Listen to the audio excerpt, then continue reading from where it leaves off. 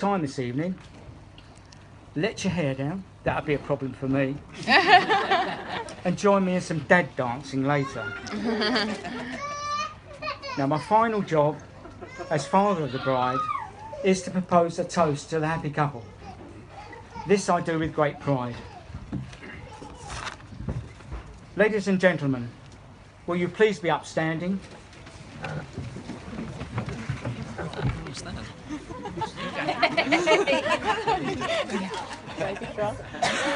That's rude, David. And raise your glasses Oh, it used to be in the groom. to Sophie and David.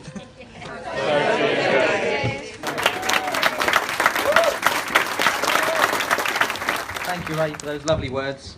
And thank you everyone for coming. It really does mean a lot to me and Sophie that you're here to celebrate with us today. Family and friends are really important to us. First of all, though, I'd like to say thank you to Ray, Doreen, Alison and Katie. From the day I first met you, you really made me feel like part of the family. So for that, I can't thank you enough. Thank you to Ray, especially for all the help he's done around our house. He's done more than his fair share of DIY, and he's done more than my fair share as well. Except for the bath panel. Yeah, that was attempt 3, was it? Yeah. It's not always my fault, it's just that Sophie gets fed up of waiting for me to do it, so she calls Ray, and then it's done before we even get home from work that day. Thank you as well for raising such an amazing daughter. Although you could have done a bit better with a sense of direction, her common sense, and the reluctance to get rid of shoes. I'm afraid that's over to you now. No returns accepted. It's caused us to have mice in the loft now.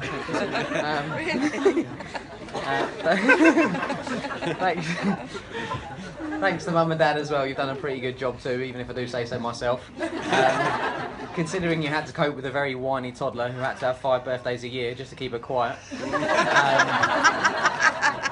as well as dealing with 2 newborns, one of which must have been an accident. You've always been very caring and supportive, and you've always been there for me. And I know you've made Sophie feel very welcome, and that you'll always be there for her too. So thank you. Thanks to Steph for being a great stepmum. You've been putting up with us for about 16 years now, although that does mean we've been putting up with Adam and Emma for 16 years. So swings and roundabouts. We've got a few gifts to give you all just to say thank you for all your help in making today happen. We really couldn't have done it without you. So just while we give out the gifts, if you could raise your glasses and join us in a toast again to the parents. I'm sure you'll all agree that the bridesmaids look fantastic today.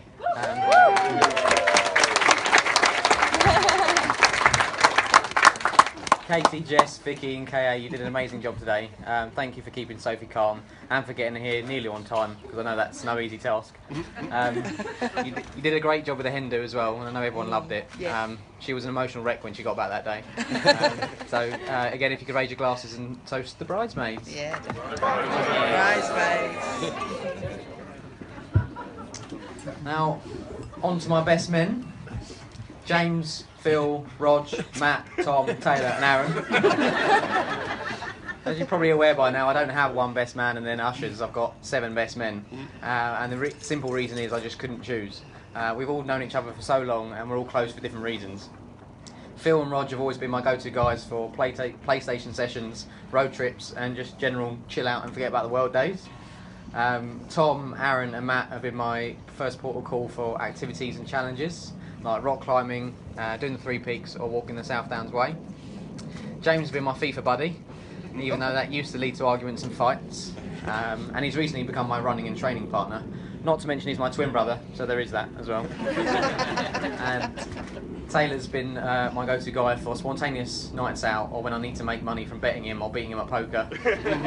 And I'm the proud godfather of his 2 beautiful boys. James and Phil have probably asked for all their help, asked them for their help for the speech. So just because the rest of them aren't doing a speech, I don't think it's fair that they get off scot-free. So we'll start with Matt. Just before he has to leave and get back to his baby. Why are you here? Matt is an intelligent man, but just like Sophie, he does come out with some special comments. When his sister was pregnant, she found out she was having a girl, but Matt didn't know if that meant he was having a niece or a nephew. And when we went suit fitting for today, it came to taking his measurements, and he didn't know where his waist was.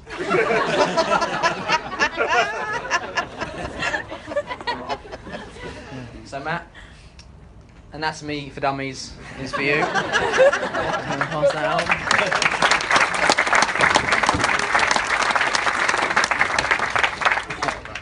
Taylor used to think he could handle his drink until he realised it always ends up with him throwing up in the bath or passing out in the bathroom floor.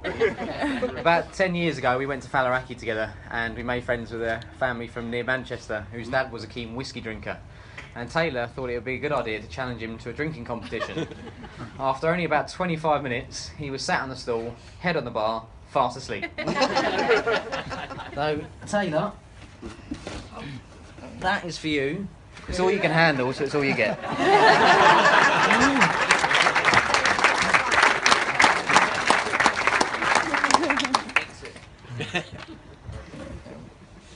Tom is a very calm, quiet and collected man. Doesn't often open himself up for embarrassment. So as a picture tells 1,000 words, this will have to do.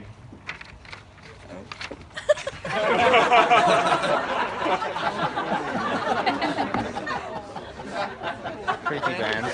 So Tom, you pass these on. These are for you, so you'll never have to hug a toilet again.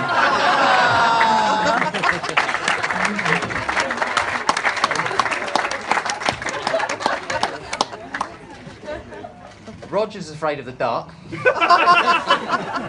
I should just be able to leave it there, but it needs some explaining. It's not actually afraid of the dark. You know when you're looking out your kitchen window or your bedroom window at night and you can't see what's outside because all you can see is your reflection? It's that he's afraid of. Not his reflection. I mean, that is quite scary. But it's the fear he doesn't know what's outside that might be looking in that scares him. So Taylor, Roger was our driver when we did the Three Peaks Challenge, and he was meant to, when we got to Scarfell, it was at 4 o'clock in the morning, and he was meant to drive us to Snowdon, refreshed after a good sleep. But because all he could see out the van windows were sheep's eyes, it freaked him out and he couldn't sleep. So we had a nice 4.5 hour drive with someone that hadn't slept for about 16 hours or something. So Rog, these are for you. A nice sleep mask, although I'm not actually sure if that makes it better or worse for you.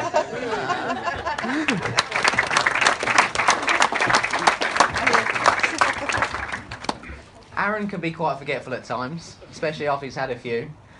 When we lived together at the flat, Aaron had been out drinking with a friend and he got a taxi back. But surprise, surprise, he'd forgotten his wallet.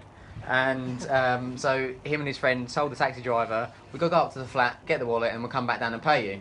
But by the time he got to the flat, he had forgotten he got a taxi. So when he got to the flat, he grabbed his wallet, left the flat by a different exit, and then went out drinking again.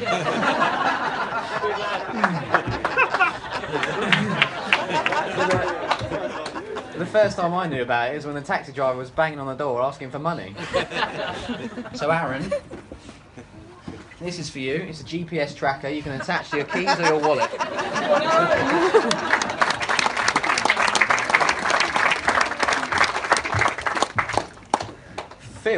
Phil can be a very sensitive and an emotional man, and he demonstrated that after his stag do.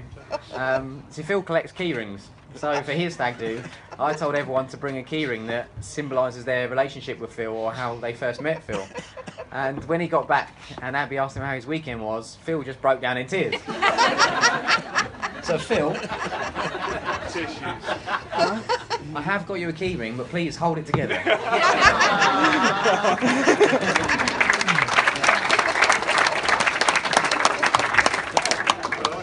And James once had an upset stomach incident in Hyde Park in London at a mini music festival, and he had to get hosed down by the St John's ambulance crew. So, these adult nappies are for you.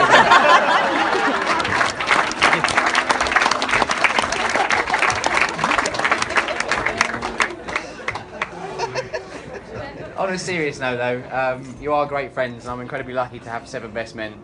A special thanks has to go to James, Phil and Rog for organising a great stag do. It was exactly what I wanted, apart from being kidnapped. That wasn't on the script. But everyone had a great time, so well done and thank you.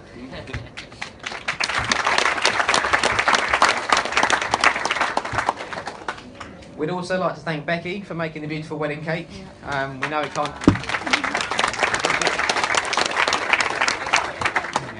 Yeah, true, we haven't tasted it yet. Good point. We know it can't have been easy, considering the stress and pressure it comes with, and with Jess and Lucy as your helpers. Thank you to Aaron for being a great Toastmaster. Thank you to...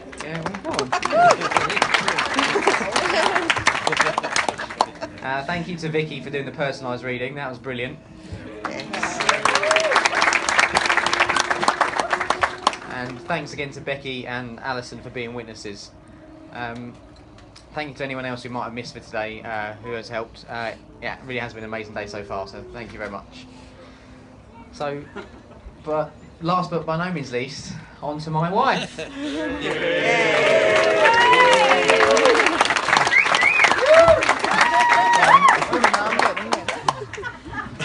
Sophie and I met online, where Sophie messaged me one day after I set up my profile. So at first I thought, well, she's a bit keen. But when we got chatting and I found out... Desperate. But when we got chatting and I found out she completed Grand Theft Auto before I had, things started to look up. We met for our first date 6 days later, and ever since we haven't gone a day without speaking. Well, I have, but Sophie doesn't stop talking, so it's often a one-way conversation. Anyway, it's now just over 3.5 years later, and she's still got a lot to say. We've had a lot of good times together already, one of which being Florida. Sophie was crazy enough to come to Florida with me and 15 of my family for 2 weeks, even though we'd only known each other for 4 months. So it showed there was a lot of trust there already, even though her friends were kind of, oh, text me where you're going just in case you get kidnapped. Did happen. And as I mentioned earlier, Sophie does often come out with some very special comments. Common sense sometimes goes missing, and she comes out with what is now known as Sophieisms. So just here are a few of my favourite. I got attacked by a big dog earlier. I don't know what brand it was.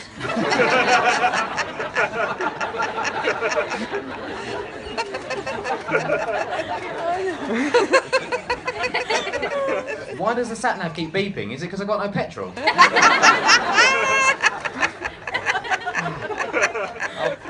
The label in these pyjamas is really itchy. Oh, the tag's still in. And one day she'd finished dinner, still had a few mouthfuls of food, but leant back and went, oh, I'm so stuffed, I'm like a beached whale. Before I could even flinch for her plate, she went, don't effing touch my food, I'm not finished.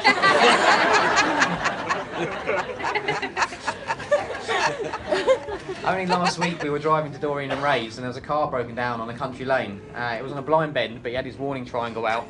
So I said, well, that's not a very good place to break down. And Sophie going, yeah, but at least he's got his warning circle out.